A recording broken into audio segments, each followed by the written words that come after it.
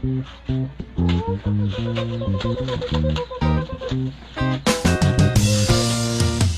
Berteng!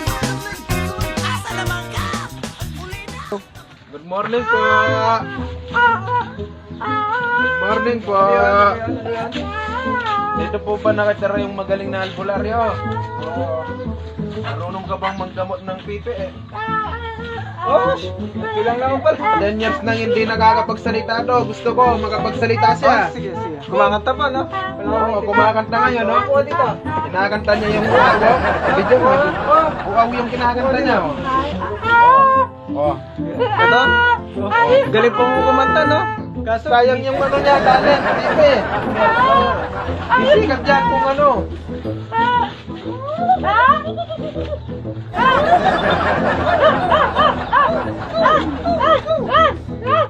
gagaling lang yun. Ngayon na pagagaling, oh, bukas pa. Bukas. Bukas pa yung epekto. Oo. Pero hindi na siya Hindi na sa pipi. Makakanta na yung uaw. Hindi na, Huwag na. Gano ka? Mga na lang, kasi mahirap din yung sitwasyon na lang. Mga Gano ba? 2.5 na lang. Para sa inyo, 2.5. Gano? 2.5. Sa iba kasi 5,000.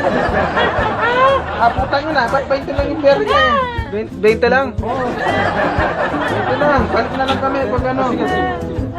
Tara, balik na lang tayo bukas. Sige. Berting, ang macho ng iyong dating.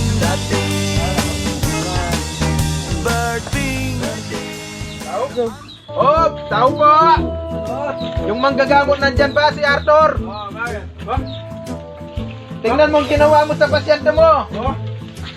Napaka yan. Nakakapagsalita na nga, ngongo naman. Ngongo, Sige. kantahin mo yung uaw. Makatapar mo lang. Sige, tingnan mo.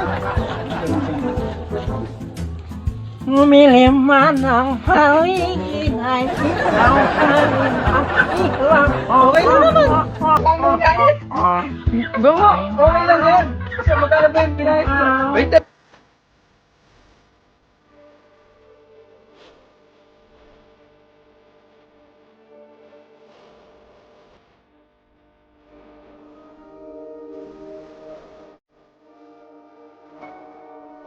O, Ben, teka natin na.